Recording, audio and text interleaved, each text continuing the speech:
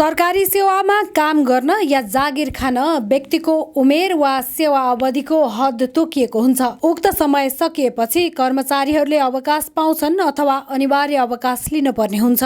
तर सरकारी स्वामित्वको सार्वजनिक संस्थान साल ट्रेडिङ कर्पोरेसन केन्द्रीय कार्यालय कालीमाटीमा भने सेवा अवधि सकिएर निवृत्त हुनुपर्ने कर्मचारीहरूले जागिर छाड्न पर्दैन, मजाले जागिर खाइराख्न पाउँछन्। यसरी पदावधि सकिएर छुट्टी दिनुपर्ने कर्मचारीहरूलाई बिदा नगरी जागिरमै टिकाइराख्ने काम गर्छिन् संस्थानकी सिइओ उर्मिला श्रेष्ठ।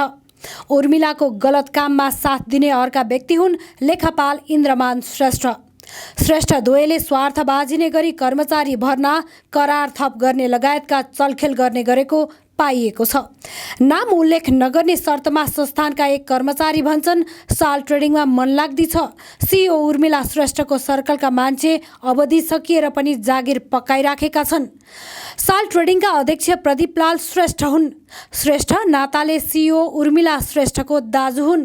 दाजु अध्यक्ष भएको फाइदा सिइओ श्रेष्ठले भरपूर उठाएकी छिन्।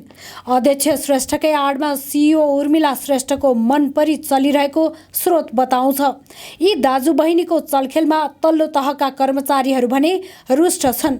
साल ट्रेडिङ कर्पोरेसनमा सिइओ श्रेष्ठले धमाधम करारमा कर्मचारी भर्ती गर्ने, सेवा अवधि सकिएकाहरूलाई पुनः नियुक्ति दिने जस्ता काम गर्दै आएकी छिन्। साल ट्रेडिङ कर्पोरेसन अन्तर्गतको भगिनी संस्था नुन प्याकेजिङ गर्ने कम्पनी हिमालयन खाद्य व्यापार तथा कम्पनी हो।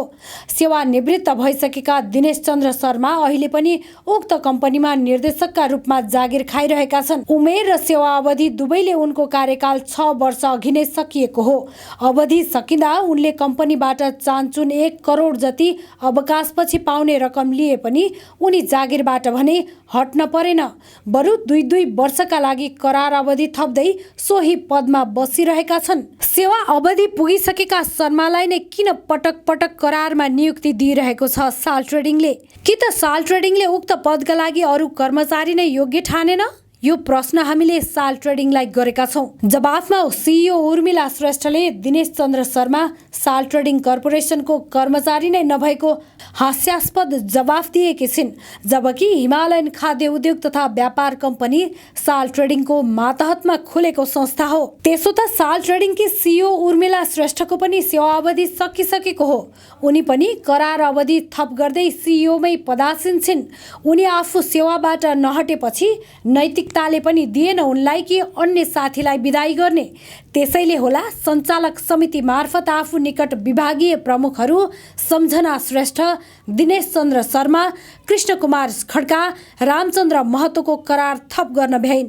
तथापि उनलाई मन नपर्ने र उनको कामको विरोध गर्नेहरू साल ट्रेडिङमै कार्यरत सबल रिजाल, महेन्द्र भुसाल लगायतको भने करार अवधि थप गरिएन। जथाभावी करारमा कर्मचारी थप्ने काम भइरहँदा साल ट्रेडिङ कर्पोरेसनका सञ्चालक मध्येका एक राजेन्द्रमान शेरचनले सञ्चालक समितिमा कर्मचारी भर्ना र करार अवधि थप नगर्ने विषयमा पटक पटक आफूले बोर्डमा कुरा राखेको बताउँछन्।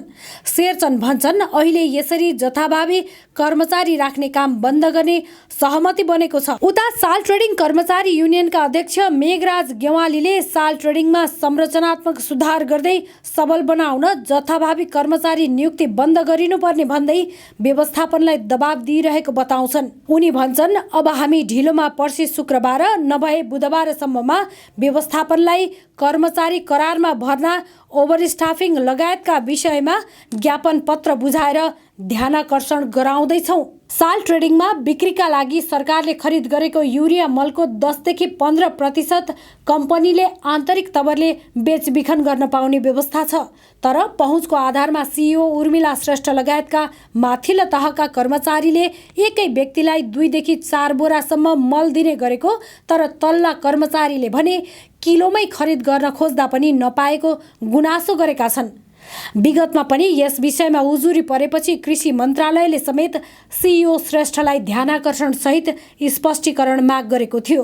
त्यस्तै कम्पनीमै कार्यरत तल्लो तहका एक कर्मचारी अत्यावश्यक भएको भन्दै 1 बोरा मल लिन पुग्दा कम्पनीले राति मात्र दिन मिल्ने गरेको बताउने गरेको दुखेसो पोखे। त्यस्तै खाद्य व्यवस्था तथा व्यापार कम्पनीका प्रमुख दिनेश चन्द्र शर्मासँग व्यापार विभाग प्रमुख पङ्कज जोशी मलसँग सम्बन्धित भ्रष्टाचारमा मुछिने भएपछि पदबाट हट्न बाध्य भएका थिए, जुन विषयलाई सांसदहरूले संसद भवनमा समेत उठान गरेका थिए। साल ट्रेडिङ कर्पोरेसनभित्र भएका मनलाग्दी कर्मचारी नियुक्ति, मल बिक्री वितरणमा भएको अनियमितता, आन्तरिक शीर्षकमा मनलाग्दी रकम राखेर निकासा लिने गरेका जस्ता व्यथितिबारे हामीले सिइओ उर्मिला श्रेष्ठसँग प्रश्न गर्यौं, तर उनले यी प्रश्नहरूको जवाफ दिन इन्कार गरिन्। तथापि उनले आफू दोस्रो पटक करारमा नियुक्त हुँदा दाजु प्रदीपलाल श्रेष्ठ अध्यक्ष नरहेको भने प्रतिक्रिया दिन भ्याइन्। अन्य प्रश्नमा उनले भनिन्, साल ट्रेडिङ भित्रको बारेमा मलाई होइन, प्रवक्तालाई सोध्नुस्। हामीले उनको आग्रहलाई स्वीकार गर्दै कम्पनीका प्रवक्ता कुमार राज भण्डारीलाई पनि सम्पर्क गर्यौं, तर बारम्बार सम्पर्क गर्दा समेत उनी सम्पर्कमा आउन चाहेनन्। साल ट्रेडिङ कर्पोरेसन र यसको भातृ संगठनभित्र भइरहेका गैरकानुनी क्रियाकलाप, साल ट्रेडिङको शेयर स्वामित्वको विषयमा भएका चलखेलका तथ्य सहितको सामग्री हामी अर्को श्रृङ्खलामा उजागर गर्नेछौँ।